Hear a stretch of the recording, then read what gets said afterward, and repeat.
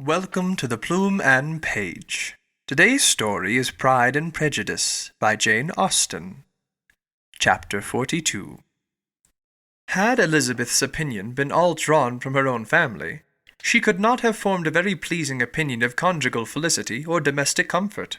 Her father, captivated by youth and beauty, and the appearance of good humour which youth and beauty generally give, had married a woman whose weak understanding and illiberal mind had very early in the marriage put an end to all real affection for her.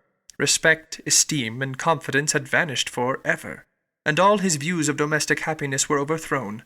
But Mr. Bennet was not of a disposition to seek comfort for the disappointment which his own imprudence had brought in any of those pleasures which too often console the unfortunate for their folly or their vice. He was fond of the country and of books, and from these tastes had arisen his principal enjoyments. To his wife he was very little otherwise indebted than as her ignorance and folly had contributed to his amusement. This is not the sort of happiness which a man would in general wish to owe to his wife. But where other powers of entertainment are wanting, the true philosopher will derive benefit from such as are given. Elizabeth, however, had never been blind to the impropriety of her father's behaviour as a husband. She had always seen it with pain, but respecting his abilities and grateful for his affectionate treatment of herself, she endeavoured to forget what she could not overlook, and to banish from her thoughts that continual breach of conjugal obligation and decorum which, in exposing his wife to the contempt of her own children, was so highly reprehensible. But she had never felt so strongly as now the disadvantages which must attend the children of so unsuitable a marriage, nor ever been so fully aware of the evils arising from so ill-judged a direction of talents which, rightly used, might at least have preserved the respectability of his daughters, even if incapable of enlarging the mind of his wife. When Elizabeth had rejoiced over Wickham's departure, she found little other cause for satisfaction in the loss of the regiment.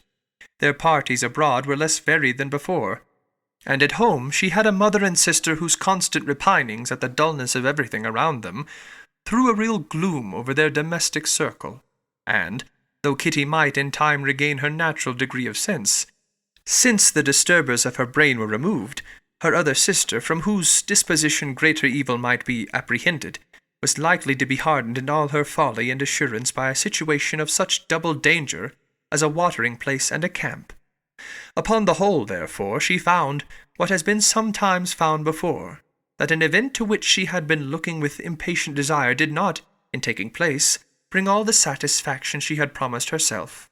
It was consequently necessary to name some other period for the commencement of actual felicity, to have some other point on which her wishes and hopes might be fixed, and, by again enjoying the pleasure of anticipation, console herself for the present, and prepare for another disappointment. Her tour to the lakes was now the object of her happiest thoughts.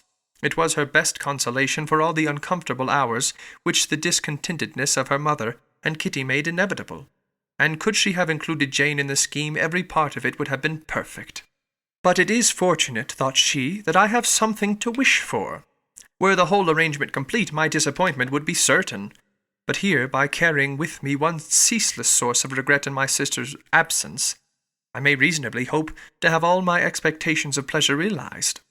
A scheme of which every part promises delight can never be successful, and general disappointment is only warded off by the defence of some little peculiar vexation. When Lydia went away, she promised to write very often and very minutely to her mother and Kitty, but her letters were always long expected and always very short. Those to her mother contained little else than that they were just returned from the library, where such and such officers had attended them, and where she had seen such beautiful ornaments as made her quite wild, that she had a new gown, or a new parasol, which she would have described more fully, but was obliged to leave off in a violent hurry, as Miss Forster called her, and they were going off to the camp. And from her correspondence with her sister, there was still less to be learnt, for her letters to Kitty, though rather long, were much too full of lines under the words to be made public. After the first fortnight, or 3 weeks of her absence, health, good humour, and cheerfulness began to reappear at Longbourn. Everything wore a happier aspect. The families who had been in town for the winter came back again, and summer finery and summer engagements arose. Miss Bennet was restored to her usual querulous serenity, and by the middle of June Kitty was so much recovered as to be able to enter Meryton without tears. An event of such happy promise as to make Elizabeth hope that by the following Christmas she might be so tolerably reasonable as not to mention an officer above once a day, unless by some cruel and malicious arrangement at the War Office another regiment should be quartered in Meryton. The time fixed for the beginning of their northern tour was now fast approaching, and a fortnight only was wanting of it, when a letter arrived from Miss Gardiner, which at once delayed its commencement and curtailed its extent.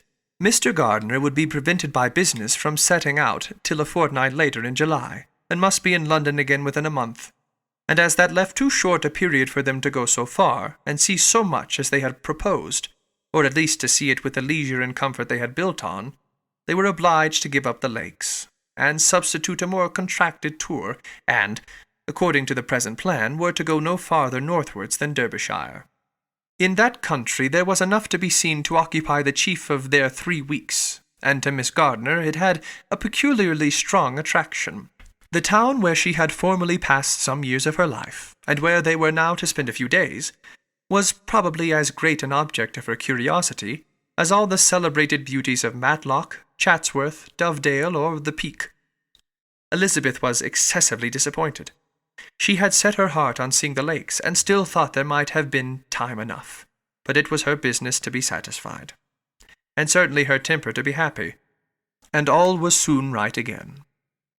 With the mention of Derbyshire, there were many ideas connected. It was impossible for her to see the word without thinking of Pemberley and its owner. But surely, said she, I may enter his country without imputiny, and rob it of a few petrified spars without his perceiving me. The period of expectation was now doubled. 4 weeks were to pass away before her uncle and aunt's arrival, but they did pass away, and Mr. and Miss Gardiner, with their 4 children, did at length appear at Longbourn. The children, 2 girls of 6 and 8 years old, and 2 younger boys, were to be left under the particular care of their cousin Jane, who was the general favourite, and whose steady sense and sweetness of temper exactly adapted her for attending to them in every way, teaching them, playing with them, and loving them. The Gardiners stayed only 1 night at Longbourn, and set off the next morning with Elizabeth in pursuit of novelty and amusement. One enjoyment was certain, that of suitableness of companions, a suitableness which comprehended health and temper to bear inconveniences, cheerfulness to enhance every pleasure, and affection and intelligence which might supply it among themselves, if there were disappointments abroad. It is not the object of this work to give a description of Derbyshire, nor of any of the remarkable places through which their route thither lay. Oxford, Blenheim, Warwick, Kenilworth, Birmingham, etc., are sufficiently known. A small part of Derbyshire is all the present concern. To the little town of Lambton, the scene of Miss Gardiner's former residence, and where she had lately learned some acquaintance still remained, they bent their steps, after having seen all the principal wonders of the country, and within 5 miles of Lambton, Elizabeth found from her aunt that Pemberley was situated. It was not in their direct road, no more than a mile or 2 out of it. In talking over their route the evening before, Miss Gardiner expressed an inclination to see their place again. Mr. Gardiner declared his willingness, and Elizabeth was applied to for her approbation. "My love, should not you like to see a place of which you have heard so much?" said her aunt. "A place, too, with which so many of your acquaintances are connected. Wickham passed all his youth there, you know." Elizabeth was distressed. She felt that she had no business at Pemberley, and was obliged to assume a disinclination for seeing it.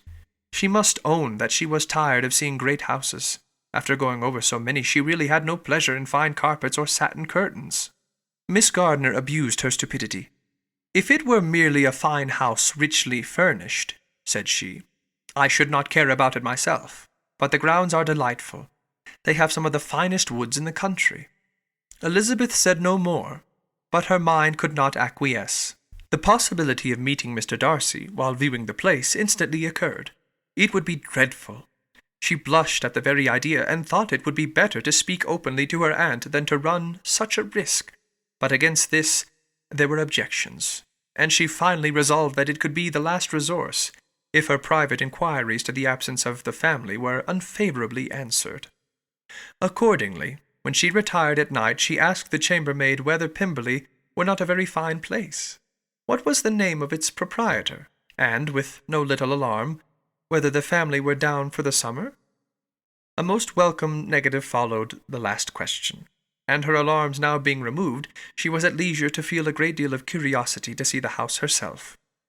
And when the subject was revived the next morning, and she was again applied to, could readily answer, and with a proper air of indifference, that she had not really any dislike to the scheme.